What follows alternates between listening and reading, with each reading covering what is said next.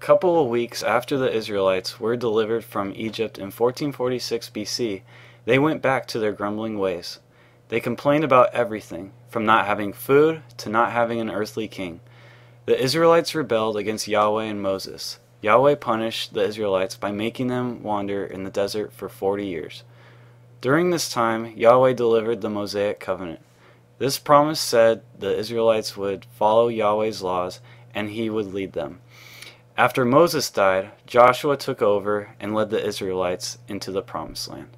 In order to take over Canaan completely in 1406 BC, the Israelites had to go through Jericho. Yahweh ordered them to march around the city for 7 days. The walls of Jericho fell down and Israel was triumphant. After Joshua died, Yahweh sent a line of prophets to the Israelites.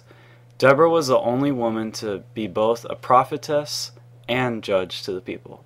She told the Israelites what Yahweh wanted them to do and how to do it. Again, the Israelites had done evil in the eyes of Yahweh, so he sent Samson. The angel of the Lord told him to stay away from foreigners and to not cut his hair. Samson met Delilah, a Philistine, and fell in love with her. He told her the only way to lose his strength was to cut his hair. Then the Philistines were able to subdue him and imprisoned him. During Saul's reign as king in 1050 BC, the Israelites were being attacked by the Philistines. David, standing at 5'8", 170 pounds, went out to face Goliath, standing at 9 feet, 375 pounds. David knocked Goliath's sandals off with his little slingshot. Goliath fell over like an AT-AT from The Empire Strikes Back. David then proceeded to cut off his head, and that ended the Philistine captivity. A couple years later, Saul got jealous of David and tried to kill him by throwing a spear at him. David ran away, and Saul rounded up his posse and wanted to wrangle him. David could have killed Saul twice during this jaunt, but he spared Saul's life. During a battle against the dreaded Philistines, Saul learned that his sons had been killed and he himself had been mortally wounded. He told his armor-bearer to kill him, but he didn't. So Saul fell on his own sword. Then the armor-bearer did the same. In 1010, after David became king, God made a covenant with him. In it, God promised that his descendants would rule over Israel. When Israel was at war with the Ammonites, David sent the soldiers to battle. He saw a soldier's wife, Bathsheba, and wanted to get jiggy with it. So he sent her husband to the front lines so he would be killed. Nathan, a prophet, told David Yahweh would punish him for this act. Years later, his son Absalom tried to take over the throne. David sent out troops to capture his son, but told the troops not to hurt him. They found him and killed Absalom anyways. David mourned for the death of his son. Solomon's reign in 970 was one of few bright spots for Israel. God told him to ask for whatever he wanted and he would get it.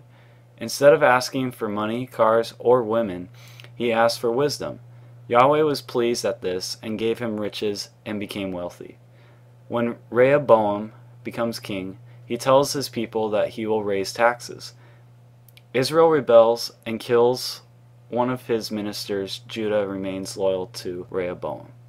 In 930 BC, during the period of the divided monarchy, nearly 40 kings ruled in Israel and Judah.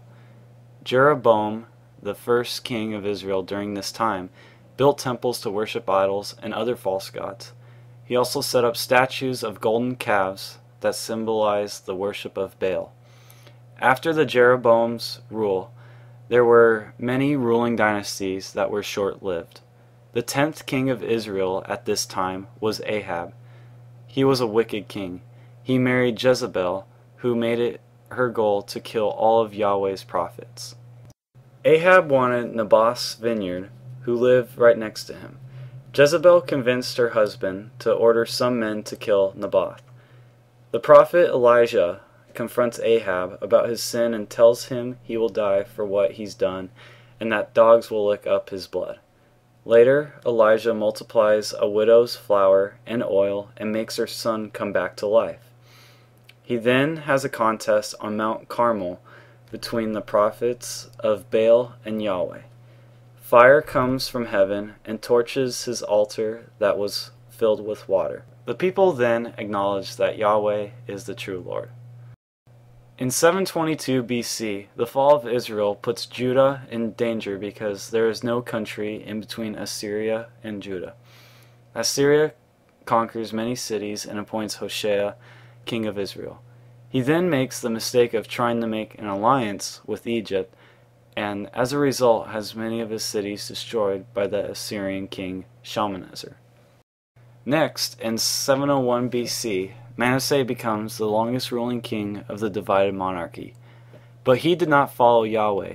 He practiced sorcery and offered his own son as a sacrifice to his false gods. Josiah becomes king, and Judah finally has a faithful king. He has the temple cleaned and finds a scroll of the law of Moses. Josiah tears apart his clothes, repents to Yahweh, and tears down foreign altars. He follows Yahweh with all his heart. After his death, Egypt and Babylon tried to conquer for many years. While Jehoiachin is king of Judah, Nebuchadnezzar of Babylon forces Judah to surrender. Jehoiachin and his family are taken to Babylon, as well as treasures from the temple and royal palace. 10,000 citizens are exiled, leaving only the poorest in the nation. Nebuchadnezzar puts Zedekiah in charge of Judah, but revolts 9 years later. The walls of Jerusalem hold off the Babylonians for 2 years. In 586 BC, Zedekiah is captured, blinded, and his sons are killed. Jerusalem has the smackdown put on them. Everything is destroyed, including the temple, palace, and city walls.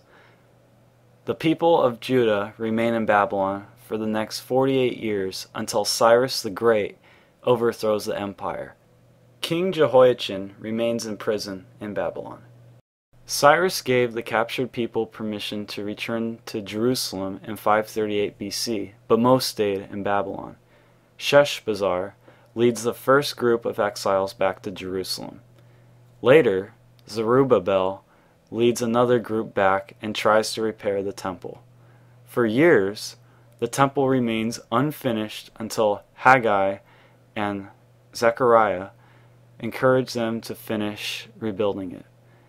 When the temple is finally completed, everyone rejoices and celebrates the Passover for the first time in 70 years. The Jews survived because of Yahweh's plan to send the Messiah through them.